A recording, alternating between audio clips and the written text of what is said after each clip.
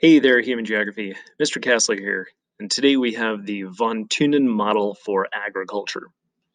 The von Thunen model is the second real big model that you get in human geography, and it tends to be the one that sticks in most people's heads afterward because we tend to go over it for quite a lot.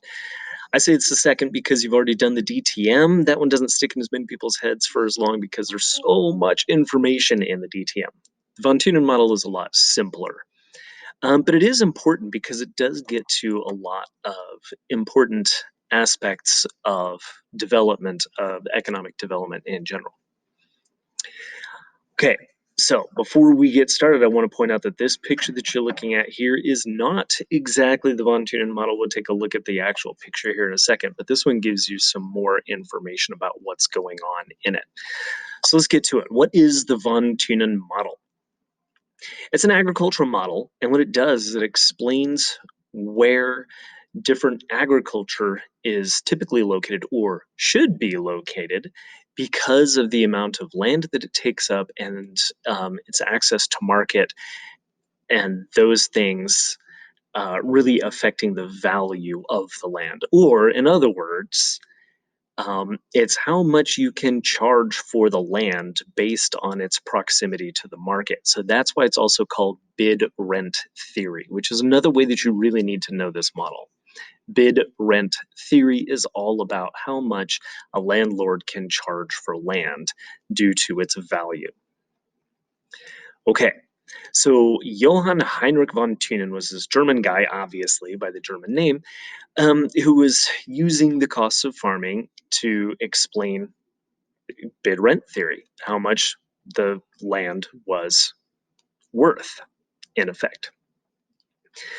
Okay, basic thing that you need to remember here for bid rent theory and for von Thunen is that the farther away the land is from the market, the less money people are willing to pay for that land because of the inconvenience of traveling to the market, especially when it comes to agriculture, when they're producing something that needs to be sold in that market. The further they have to travel, the bigger their transportation costs, and so therefore the less desirable the land. And that's what you're looking at here in this graph. You see way out here, the distance from the city is getting further. The center, this black part, is the residential area, with the city center typically being the market. So you have things that are hard to transport but don't need as much land close, and things that are easier to transport and need a lot more land on the outside. So it's actually pretty ingenious. Okay, here's kind of a complex look at it, where the city is this red dot in the center. The second ring, you have horticulture and dairying. If you remember from your vocab, horticulture refers to essentially fruits, vegetables, and flowers. And then dairying being milk. Now, those don't take a lot of land, so they're located close to the city center because they don't need a lot of land, but they also don't transport very far. Think about milk. It goes bad very quickly. By the way, von Thunen came up with this model in what was it, the 1700s. So this is before refrigeration.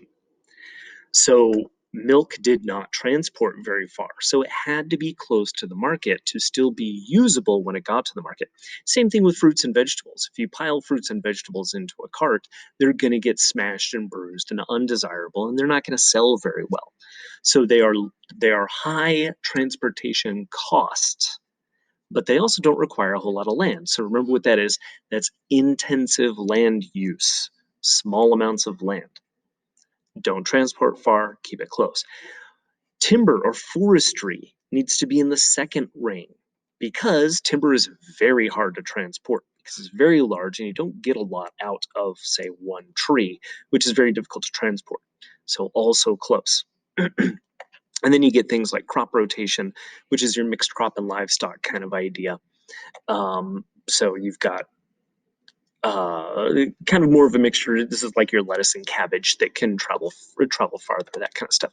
And it goes all the way out to like 3 fields would be wheat, corn, that kind of stuff, and grazing would be like ranching and things like that. Now the nice thing about ranching, way out here away from the city center, is that ranching and grazing, where you're raising animals to be sold, low transportation costs because the animals move themselves. Not to get too into it, but the animals that are going to be used for meat, the slaughtering doesn't happen out here. It happens to the inside of the city, so that the meat is fresh. The meat transports itself and then is fresh on the inside. So, okay, take a little bit closer look. Oh, I should have gone to this one for the closer look so that you could see it a little bit better. Either way, let's take a little bit of different look. Just so you can see that all again and actually write some stuff down. So here's kind of a simplified model where the center is your urban market, essentially your city. The next one is high transportation cost, but intensive land use, meaning it doesn't use a lot of land. Because it has high transportation cost, and because these things typically are high profit, and they don't use a whole lot of land, they're perfect to place close to the city center. So that would be vegetables, eggs, dairy, flowers, and then in this next ring out, you get timber. Okay. Then the next ring out, you get your more medium transportation cost stuff. It's not as hard to transport as these things, but it doesn't transport quite as well as others. And again, this is more extensive land use, so they can use more land. That land produces a little bit less, so you've got a little bit lower profit stuff here.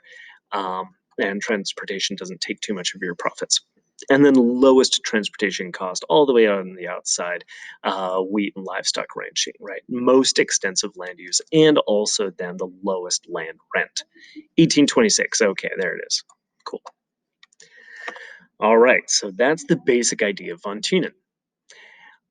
You also should know some of the factors that influence location of agriculture, and that would be climate and natural environment. So depending on where you are, these things are going to vary. Depending on who your people are, the things that you farm are going to vary. So that's the culture side of it. And depending on what people are willing to spend money on, that's also going to change what you farm. So economic factors. All right. Take a little bit of closer look at von Thunen. You need to know some of the problems with the von Thunen model. It is not perfect by any stretch of the imagination. You should know the problems, and they like to ask you FRQs about this. So you should be ready to go with problems on von Thunen. So let's talk about some problems. What's one of the major problems with von Thunen? Well, you can tell that this is based around a single city. So it's a city state. This is a self sustaining city instead of it being a whole country like we have today. This is an outdated model. It's old. It's based on cities that were supporting themselves. So basically, we're talking kind of that transition period between subsistence and commercial farming. Yes, people are raising stuff to sell, but they're selling it in local markets rather than globally. Next, it's also, just like I said, it's centrally dependent instead of global. That's that city state versus country or city state versus global. Okay, it's also built around outdated technology. 1826, that is right in the middle of the Industrial Revolution. So von Thunen is not taking into account here the changes that industry and that mechanization or the second agricultural revolution are going to make to agriculture in general. So the technology here is outdated. You can tell that also when it comes to, say, transportation. When you look at the size, this is only 50 kilometers. So it's pretty small. Where today we've got interstates, we've got trucks, we've got trains, and we've got transcontinental ships, right, that can take agriculture anywhere. So outdated technology. It's also a fixed climate. So you don't see different climate regions in these circles. And that kind of leads to the biggest problem of von Thunen, the one that most people tend to see right away. The most basic problem is that this is based on a flat, featureless plain. There are no geographic features in von Thunen's model. There are no mountains, there are no lakes, and this is really important, there are no rivers. Human civilization is based around rivers, and this does not take rivers into account. So that's when we can expand a little bit on von Thunen's model. In one way, there are a couple of ways, so keep that in mind. One way that we can expand on von Thunen is by this guy who came up with this one over here. His name is Alonso. Alonso comes up with a new way of classifying agriculture, where it should go, based on geographic features. Now, von Thunen said that, yes, there are going to be geographic features, but on a flat featureless plane, that's how it's going to work. Alonso actually adjusted the model to look for it. So here's the river in the center, and you can see that the rings now center around the river because the river is transportation and it therefore reduces transportation costs. So market gardening and milk production can happen right along the river and then be floated down the river to the city for quicker transportation, maybe even cooler. So you see that the rings kind of lengthen out to stripes instead. Okay.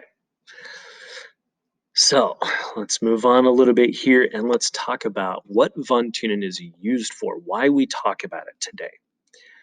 So Von Thunen really tells landowners and farmers how much they can charge for land and the profits they can make based on how much they're being charged for land. But the problem is it's outdated, right? Just like we talked about, there are all those problems with the model that make it outdated. So why are we even talking about this? Here are some other problems. No roads, technology wouldn't improve, climate was fixed, land is similar. So who cares? Why do we talk about this model? Well, it does still apply today.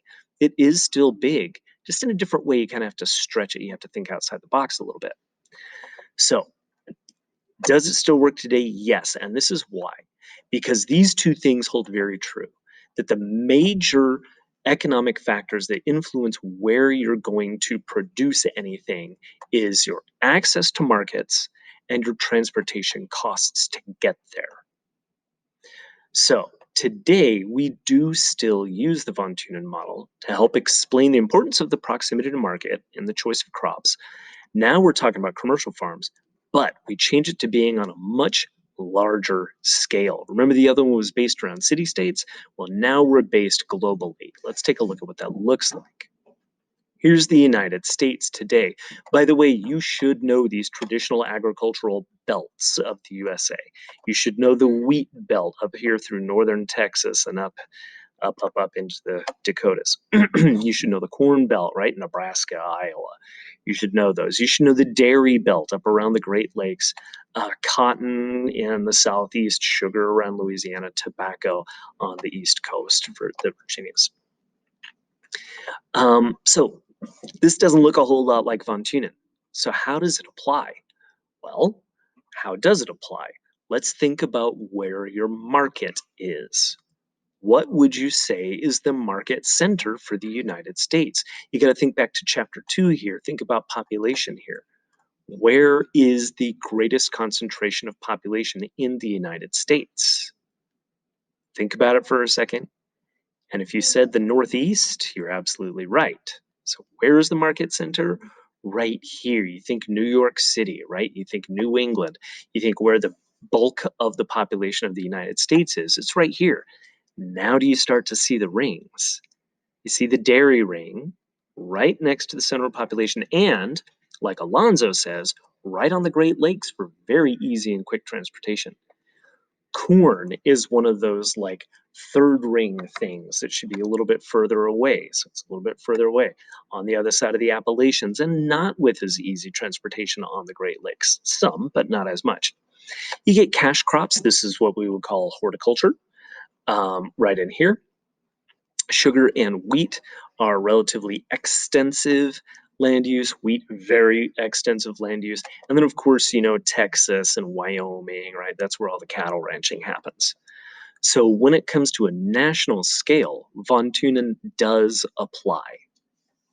Let's take another slightly different look at it just so you get it. This picture I know is really confusing, but we can look at it as, excuse me, a much more in-depth look at the agriculture, the layers of agriculture in Von Thunen. Again, market center is here. So you see dairying is right here next to the people, right? Dairying up here as well. You see over here all this pink, that's your livestock ranching, furthest away from the population centers you can get. You get mixed farming, including fruits and vegetables down here in Florida. Easy transportation up the coast, right? Mixed farming is close. Your wheat is through here. Livestock and feed grains. So that's like kind of maybe your mixed crop and livestock kind of look over here. But I want to point out one last thing. The East Coast is not the only center of population in the United States. There's a big central population over here on the West Coast, Seattle and especially Southern California. But look on a much smaller scale, you can see it. If you get real close there, you can see it. You got fruits and vegetables right next to the population center. There's some blue in there, there's some other colors in there. You've got timber and things like that. Okay, so that is von Thunen. I hope that helped you understand it a little bit better. And yeah, if you have any questions, email me or post it on Classroom. See y'all next time.